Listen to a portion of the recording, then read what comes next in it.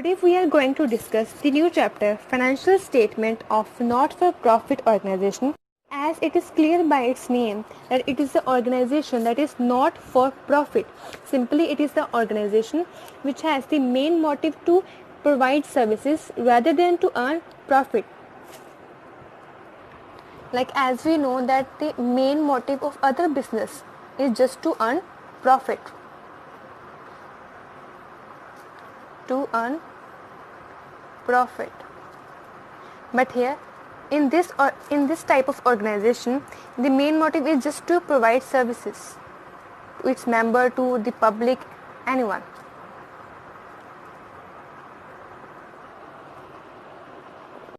The main question arises that how NPO survives. Like as discussed earlier, the main motive of NPO is just to provide services, not to earn profit. Then how it will manage itself or its expense? Like as we know that in any business, it is compulsory to earn profit, because with profit a business is survives. Because if the business not earn profit, it just comes to an end. But in case of NPO, there are main source of income which helps the NPO to survive. Now, next we discuss the main source of NPO. There are a main source of income for NPO which helps the NPO to survive and pay its day-to-day expense. Main source is subscription. अब देखिए subscription क्या होती है? Simply it is just a amount that is given by its member to the organisation. ठीक है, ये एक amount होती है जो एनपीओ के मेंबर्स हैं वो पे करते हैं. ठीक है, ताकि वो एनपीओ के मेंबर्स बने रहें. ठीक है, नेक्स्ट मेन सोर्स क्या होता है उनका? डोनेशन. ठीक है, के दो मेन सोर्स होते हैं जिनसे एनपीओ क्या करती है, अपनी इनकम को अर्न करती है. फर्स्ट होता है सब्सक्रिप्शन जो उसे मेंबर्स की तरफ से मिलता है. सेकंड होता है डोनेशन. ठीक है, जो उन्हें पब्लिक की तरफ से मिलता है. ऐसे ही कई और सोर्सेस होते हैं जिनसे एनपीओ की इनकम होती है. इनको हम बाद में डिस्कस करेंगे डिटेल में. सबसे पहले हम देखते हैं कि इन इनकम्स और एक्सपेंस को रिकॉर्ड करने के लिए वो कौन सी बुक्स मेंटेन करते हैं. तो अकाउंट्स मेंटेन बाय एनपीओ. जैसे कि आपको पता है अगर कोई भी सिंपल बिजनेस है तो वो भी अपनी अकाउंट्स को मेंटेन करता है. जस्ट कि वो भी अपने अकाउंट्स मेंटेन करता है ताकि उससे पता लग सके कि उसके बिजनेस में कितने एक्सपेंस हो रहे हैं, कहाँ से उनकी कैश आ रहा है, कहाँ कैश जा रहा है, सब कुछ अपनी जितनी भी ट्रांजैक्शंस हैं. ठीक है, बिजनेस की उन सभी का रिकॉर्ड वो रखता है. ऐसे ही एनपीओ चाहे उसका मेन मोटिव जो है वो प्रॉफिट अर्न करना ना हो, तभी फिर भी वो क्या करती है, अपनी जितनी भी ट्रांजैक्शंस हैं उनको रिकॉर्ड करने के लिए कुछ अकाउंट्स बनाती है. अब देखिए वो अकाउंट्स सबसे एनपीओ अपने बिजनेस को मेंटेन करने के लिए, अपने बिजनेस की जितनी भी ट्रांजैक्शंस हैं उनको रिकॉर्ड करने के लिए मेनली 3 अकाउंट्स बनाता है. सबसे पहला होता है आपका receipt and payment account. Next होता है आपका income and expenditure account and last में बैलेंस शीट. सबसे पहले देखिए receipt and payment account. It is a summary of cash including bank receipts and payment during an accounting period, receipts and payment being shown under the appropriate head of account.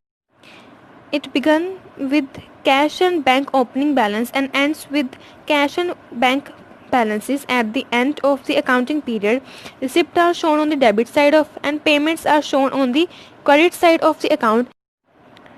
It being receipts and payment account, receipts and payment of every nature are shown in this account, that is whether it is capital or revenue in nature or whether it relates to current year, previous year or next year. Simply एक ऐसा account है जो एक similar आपके cash account की तरह होता है. ठीक है, जिसमें आप कैश और बैंक के बैलेंसेस को रिकॉर्ड करते हैं कि कैश कहाँ से आया और कैश कहाँ से गया. और जितने भी आपके जो रिसिप्ट होती है, मतलब जितनी भी आपकी इनकम्स होती हैं वो डेबिट साइड लिखेंगे. ठीक है, कैश कहाँ से आ रहा है आपका. और जितनी भी आपकी पेमेंट्स हैं वो लिखेंगे आप credit side. It means cash कहाँ से गया आपका. और ये जो अकाउंट है ये एवरी नेचर के ट्रांजेक्शन्स को रिकॉर्ड करता है, चाहे वो जो आपकी ट्रांजेक्शन है वो 1 टाइम की हो. ठीक है जी, चाहे जो आपकी ट्रांजैक्शन है वो रूटीन बेस की हो. ये सभी तरह के ट्रांजैक्शंस को रिकॉर्ड करता है और साथ ही साथ ये रिलेट करता है करंट ईयर के साथ, प्रीवियस ईयर और नेक्स्ट ईयर के साथ. इट मीन्स ये सभी ईयर्स की जो ट्रांजैक्शन उनको रिकॉर्ड करता है. नेक्स्ट आपको नीचे स्पेसिमेंट गिवन है. सिंपली डेबिट साइड आपका क्या गिवन है, रिसिप्ट्स, और क्रेडिट साइड आपका क्या गिवन है, पेमेंट्स. अगेन स्टार्टिंग और एंड जो होना है इनका होना है क्लोजिंग और ओपनिंग बैलेंस के साथ आपके कैश और बैंक के. जैसे कि स्टार्टिंग कहाँ से होगी, ओपनिंग बैलेंस, चाहे वो आपका जो ओपनिंग बैलेंस है वो क्या हो, प्लस में कि आपका जो बैलेंस है वो पॉजिटिव हो, चाहे आपका बैलेंस है वो ओवरड्राफ्ट का हो। सिंपल यहाँ से स्टार्टिंग कर दी। उसके बाद हम लिखेंगे अपनी डिफरेंट रिसिप्ट्स, जितनी भी आपकी रिसिप्ट्स होती हैं, जितनी भी आपको इनकम होती हैं, और बाय साइड हम लिखेंगे जितनी भी आपकी पेमेंट्स होती हैं। नेक्स्ट इसका एंड कहाँ से होगा, क्लोजिंग बैलेंस ही, ठीक है। अगेन क्लोजिंग बैलेंस चाहे आपका पॉजिटिव में हो कि आपका प्लस में हो, चाहे आपका क्लोजिंग बैलेंस क्या हो, ओवरड्राफ्ट में हो। नेक्स्ट है आपका income and expenditure account. It is like a profit and loss account of an enterprise. Since NPO are not established for the purpose of earning profit, they don't prepare profit and loss account. Instead, they prepare income and expenditure account at the end of accounting period to determine the result, that is whether it has surplus or deficit. Income and gains are shown on the credit side and expense and losses are shown on the debit side. The difference between two sides is either surplus or deficit. The surplus and deficit, as the case may be, is added or deducted from the capital fund in the balance sheet. Next, income and expenditure account is prepared at the end of accounting period, matching revenue expenses with the revenue receipts. ध्यान रखना revenue की बात की है यहाँ पे. To determine the surplus or deficit, it is prepared following accrual basis of accounting. Therefore, first, revenue expense for the accounting period are taken whether they have been paid or not. Second, revenue income for the accounting period are taken whether they have received or not. Third, non-cash expense such as depreciation are accounted. Capital expenditure like purchase of land are not considered because they are shown in the balance sheet, and capital income are also not considered and they similarly shown in the balance sheet. Simple, ये एक ऐसा account है जो similar to profit and loss account की तरह है, जिसमें आपकी डेबिट साइड में क्या रिकॉर्ड होंगे, एक्सपेंसेस, ठीक है, आपके एक्सपेंडिचर, और क्रेडिट साइड पे क्या रिकॉर्ड होंगे, आपकी इनकम। इनका कोई ओपनिंग बैलेंस नहीं होता है इस अकाउंट का, ठीक है। सभी इनकम और एक्सपेंडिचर के पोस्ट करने के बाद लास्ट में आपको बैलेंस निकालना पड़ता है। वो जो बैलेंस होता है, जैसे कि आपको पता है प्रॉफिट एंड लॉस में भी हम बैलेंस निकालते थे, बट उसका नेम क्या होता था, या तो प्रॉफिट या लॉस। बट यहाँ हम प्रॉफिट नहीं कैलकुलेट करें, दैट इज़ जो हमारा बैलेंस निकलेगा उस पर हम वर्ड प्रॉफिट नहीं लिखेंगे, उसमें सिंपल हम वर्ड का लिखेंगे अपना surplus. Surplus means type of profit ही होता है। अगर आपका बैलेंस प्रॉफिट शो कर रहा है देन हम उसे क्या वर्ड लिखेंगे, सरप्लस। और अगर आपका बैलेंस लॉस शो कर रहा है, ठीक है, आपको कमी हो रही है, घाटा हो रहा है, देन हम लिखेंगे उस पर डेफिशिट, की कमी। उसके बाद मेन इंपॉर्टेंट ये पॉइंट है कि जो ये अकाउंट है इनकम एंड एक्सपेंडिचर अकाउंट, ये रेवेन्यू एक्सपेंस और रेवेन्यू नेचर के ही जो जितनी भी ट्रांजेक्शन है उनको रिकॉर्ड करता है, और किस पीरियड के, ओनली अकाउंटिंग पीरियड की, मतलब जो आपका करंट ईयर चल रहा है उसी के रेवेन्यू रिसिप्ट्स और उसी के ही रेवेन्यू एक्सपेंडिचर को रिकॉर्ड करता है। नेक्स्ट, इसमें नॉन कैश एक्सपेंस भी आ जाते हैं, जैसे कि आपका डेप्रिसिएशन हो गया, ये सब। उसमें जो कैपिटल ट्रांजैक्शंस होती हैं, चाहे कैपिटल एक्सपेंडिचर हो चाहे कैपिटल इनकम हो, वो यहाँ कंसीडर नहीं की जाती क्योंकि वो सीधा बैलेंस शीट में पोस्ट होती हैं। लास्ट में आपने जो सरप्लस और डेफिसिट का बैलेंस निकाला होता है वो या तो ऐड होगा या तो माइनस होगा आपके कैपिटल फंड में से, जो कि आपके बैलेंस शीट में अपेयर होता है। नेक्स्ट आपको यहाँ स्पेसिफाइन गिवन है, ठीक है, जैसे कि डेबिट साइड पे आपके क्या रिकॉर्ड है, एक्सपेंडिचर, और क्रेडिट साइड पे आपके क्या रिकॉर्ड है, इनकम्स। और लास्ट में आपका बैलेंस क्या है, या तो सरप्लस आएगा, ठीक है, या आपके आएगा डेफिसिट। जितनी भी आगे एक्सपेंस और इनकम है ये हम आगे डिटेल में डिस्कस करते हैं। लास्ट में आपकी बनती है balance sheet. Again the balance sheet shows the financial position of an organization or an enterprise as at a particular date. The method of preparing the balance sheet of NPO is similar to that of an enterprise business firm. It is prepared after having prepared the income and expenditure account. Surplus or deficit of the income and expenditure account is transferred to capital fund. The balance sheet shows the asset and liability and capital fund. Simply जैसे कि आपको पता है कि कोई भी business है, ठीक है, वो अपनी फाइनेंशियल पोजीशन को देखने के लिए, अपनी एसेट और लाइबिलिटी, अपनी खुद का कैपिटल को देखने के लिए बैलेंस शीट को बनाती है, ठीक है। ऐसे ही एनपीओ भी अपनी एसेट और लाइबिलिटी, अपनी कैपिटल को एक्सेट्रा जितनी भी चीज़ें उनको देखने के लिए, एक प्रॉपर बैलेंस रखने के लिए अपनी ऑर्गेनाइजेशन में लास्ट में अपने बैलेंस शीट को बनाती है, जो कि एकदम सिमिलर होती है आपकी नॉर्मल बैलेंस शीट की तरह, जो कि आपने पहले +1 और +2 में बनानी सीखी थी। अगेन 3 अकाउंट होते हैं, ठीक है। First of all recipient payment account, देखो ये सिमिलर किसके होता है, कैश अकाउंट की तरह, बट जो इनकम एंड एक्सपेंडिचर अकाउंट होता है वो किसके सिमिलर होता है, प्रॉफिट एंड लॉस की अकाउंट की तरह। नेक्स्ट आपका जो रूल कौन सा अप्लाई होता है यहाँ रिसिप्टेंट पेमेंट अकाउंट में, रियल अकाउंट, क्योंकि debit what comes in and credit what goes out. But यहाँ इनकम एंड एक्सपेंडिचर में कौन सा रूल अप्लाई होता है, नॉमिनल अकाउंट, क्योंकि debit all expense and losses and credit all income and gains.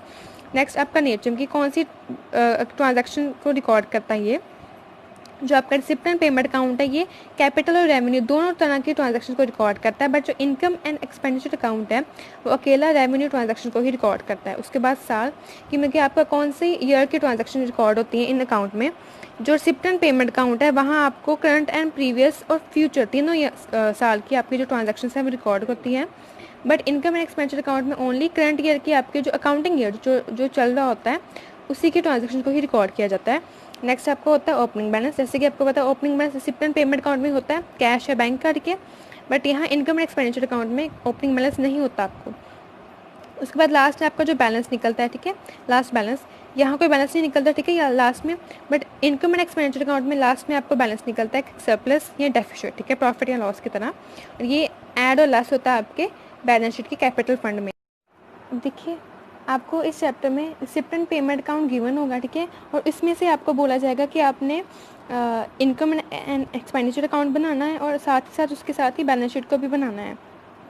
तो सिंपल इसके लिए आपको क्या पता होना चाहिए कि आपकी रेवेन्यू रिसिप्ट और रेवेन्यू एक्सपेंडिचर कौन से हैं और कैपिटल एक्सपेंडिचर कैपिटल इनकम कौन सी है।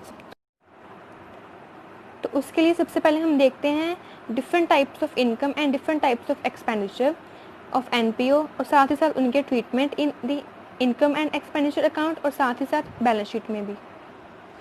अब देखिए सबसे पहले और जो सबसे मेन सोर्स ऑफ इनकम होता है एनपीओ का वो होती है सब्सक्रिप्शन।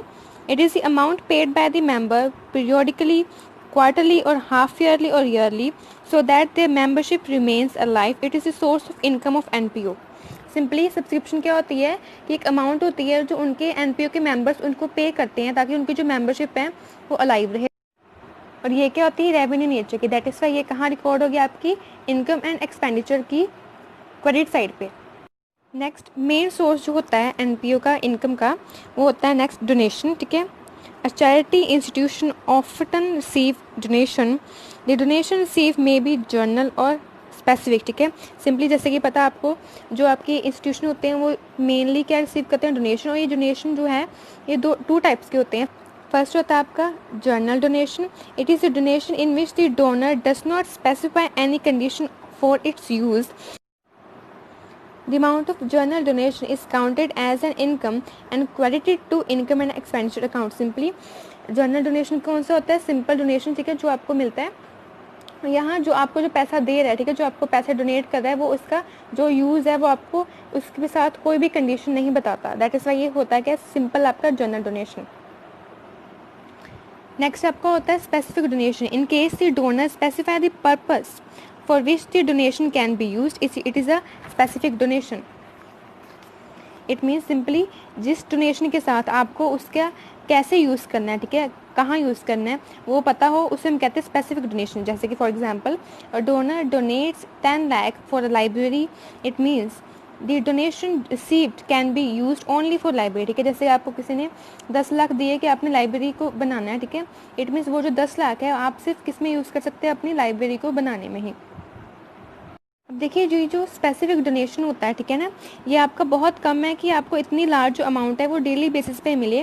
दैट इज़ वाई इसका जो नेचर है वो क्या होता है, कैपिटल नेचर। और कैपिटल नेचर के होने के साथ साथ ये बैलेंस शीट की लायबिलिटी साइड में रिकॉर्ड होता है। देखिए क्यों, अब देखो जैसे मैंने आपको अगर पैसे दिए या आपको किसी से पैसे मिले कि आपने एक पर्टिकुलर काम को करना है और उसी काम के लिए आपको वो पर्टिकुलर अमाउंट मिली है, दैट इज़ वाई आपकी वो लायबिलिटी बन जाती है कि जब तक आप वो काम नहीं करेंगे तब तक आपके सिर पे एक लायबिलिटी होती है कि आपके पास उनके दिए हुए पैसे हैं और आपने उन पैसों के साथ उनका दिया हुआ काम करना होता है। दैट इज़ वाई ये लायबिलिटी साइड के बैलेंस शीट में अपेयर होता है।